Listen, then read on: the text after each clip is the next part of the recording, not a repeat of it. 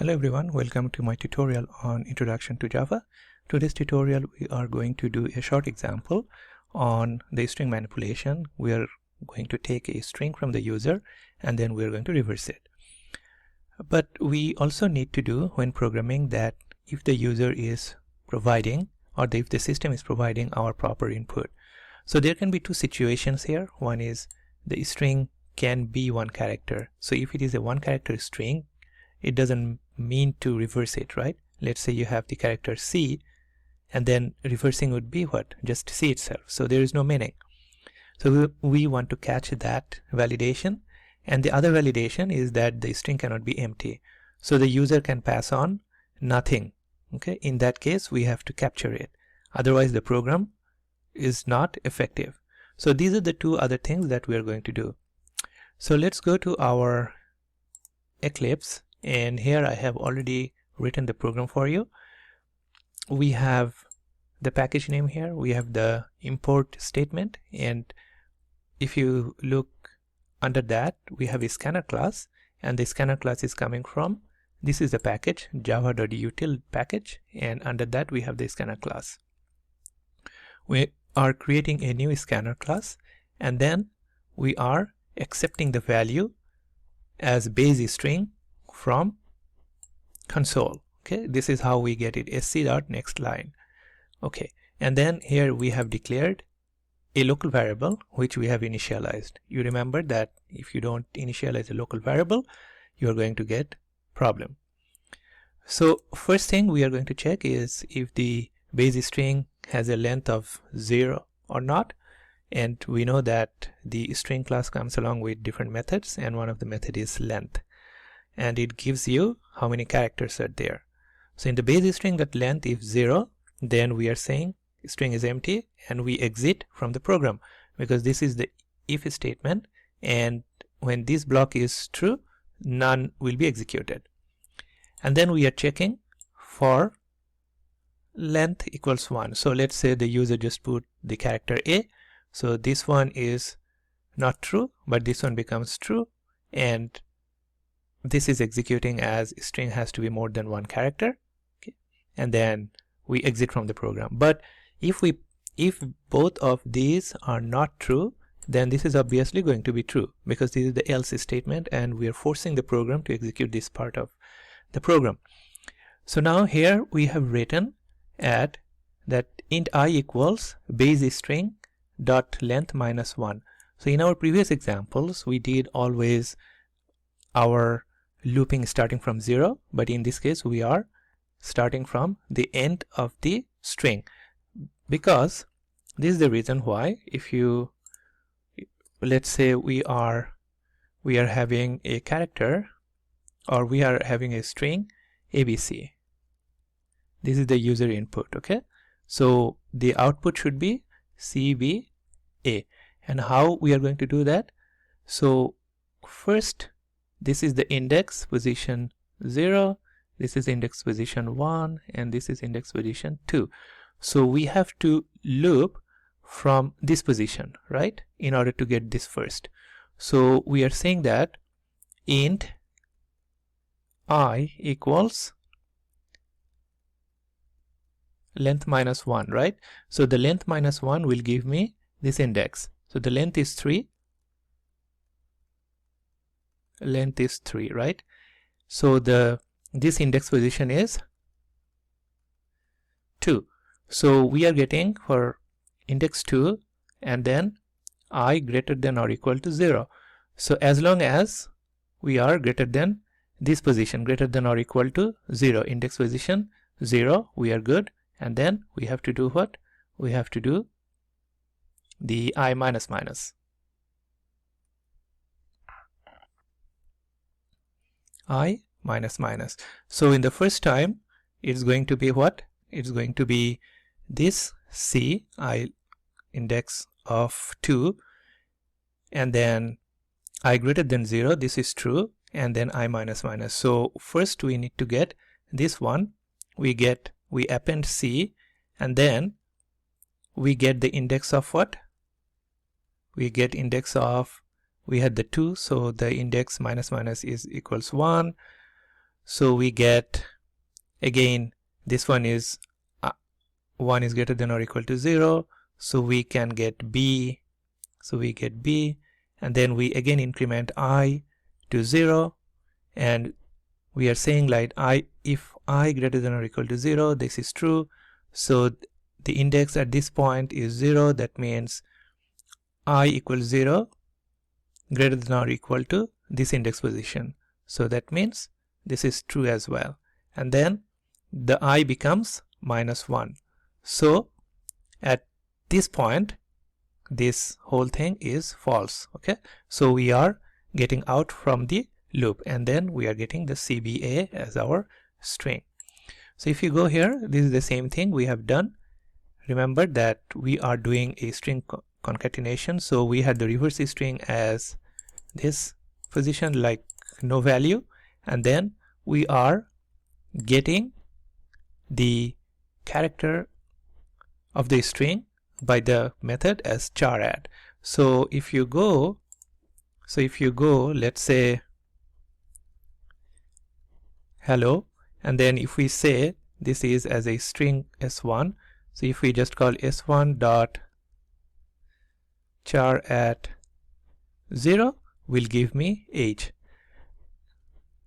Char at, let's say 2 will give me this index 0 1 2, so it will print me L. Okay, so that is what the char at was doing. So now if we run it, let's see, run as, and then Java application, and then it's asking for a string to me, and if I say hello, and then the reverse string is printed as ole, which is the reverse of the string that we inputted. Now this is a straightforward kind of example. One of the purpose of programming is that you need to break the functionalities. So you can see that we have here the functionality of validation, and I would like to create another method and put the validation over there. How do I do that? So let's go to this example. Okay, if we come here, let me enlarge this, and you see the same thing. I'm accepting the string from a user. We are putting that into the base string, which we have defined as a variable, and then we are going to put our output in the reverse string. And then over here we have declared a method check for valid string, and here you can see that the check for valid string method is declared, and this is taking a parameter. And we know that how we declare the method parameters, we have to first give the data type and then the variable name. Okay, so this is a string type we are expecting string. Okay, and then this is a variable name that we have defined over here, and this is we are passing on to where? Passing on to method. Which method? This method. Okay, so basically we are taking this value, we are passing this value to this method. Okay, and the method definition is defined here.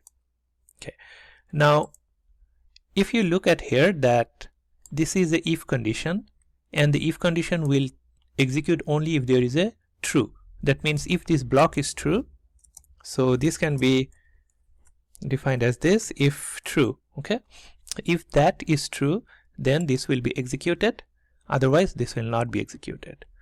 So when this is going to be true, so this is the condition, the method is returning a boolean type, and as I said before that this data type should be matching your return type. So we are returning true when these two are false.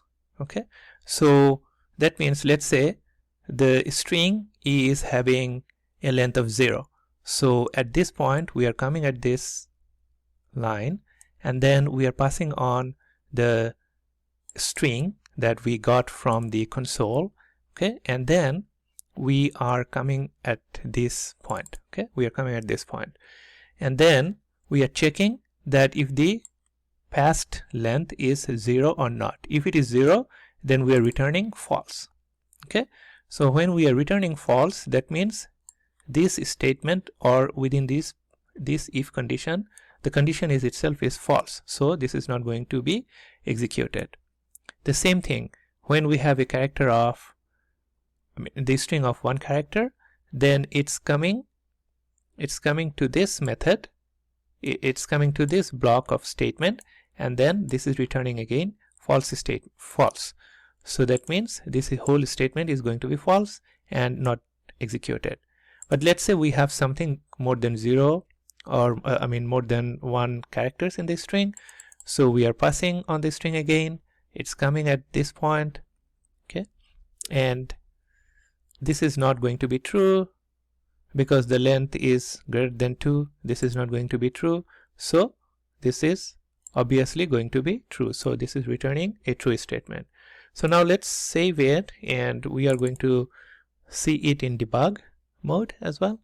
So let's say I'm running this, and debug as, when you are debugging, you have to put debug as, and then Java application. Okay, and then let's say I'm running, please enter a string is A. Okay, so let's say, and it's asking you to go to the debug mode, so let's switch, and then it's moving on to debug statement, and see it already came here. Okay, and if we click on F6, okay, and then because this is just 1 character, so it should come here, it is printing, and then it is returning false, and then it comes over here, okay, and then nothing is executed because the condition is false. So here we can see that the string has to be more than 1 character.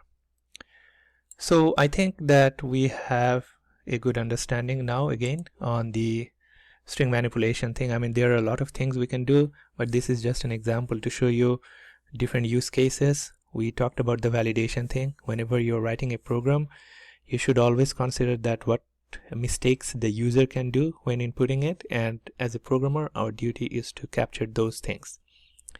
And we also have broken down our method into 2 methods, just to show that we need to divide our method. The method should not be very long, and that actually gives us the maintainability.